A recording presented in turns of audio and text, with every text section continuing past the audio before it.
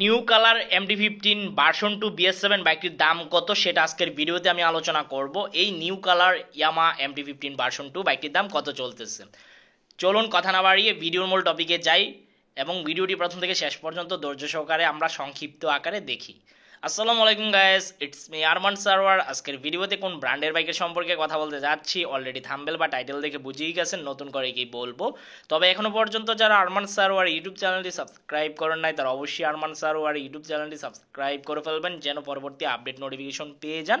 বন্ধুরা, এই ইয়ামা MT-15 version 2 BS7 আপনার এই গ্রিন কালার একটা নতুন সংমিশ্রণে করা হয়েছে। এই বাইকটির দাম বর্তমান চলতেছে 5,35,000 টাকা আস্কিং প্রাইস সারা বাংলাদেশে আনঅফিসিয়াল শোরুমে।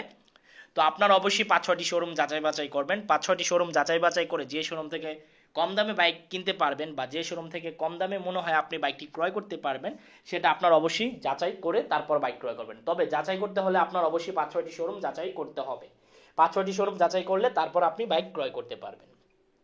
তো এই ইয়ামা MT-15 ভার্সন 2 BS7 নিউ একটি কালার ইউনিক, তো আপনারা অবশ্যই বুঝে শুনে ক্রয় করবেন। তো এই ছিল ইয়ামা MT-15 ভার্সন বাইকটি সম্পর্কে আপডেট ইনফরমেশন। আই হোপ আজকের ভিডিওটি আপনাদের ভালো লাগছে। যদি আজকের ভিডিওটি ভালো লেগে থাকে তাহলে অবশ্যই লাইক বাটনে একটি লাইক দিয়ে দিবেন। দেখা হবে ইনশাল্লাহ পরবর্তী ভিডিওতে।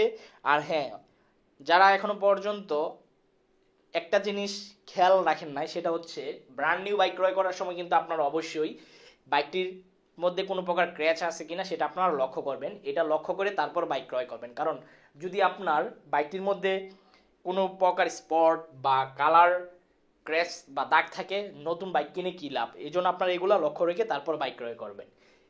দেখাবো ইনশাল্লাহ পরবর্তী ভিডিওতে এবং আল্লাহ হাফেজ।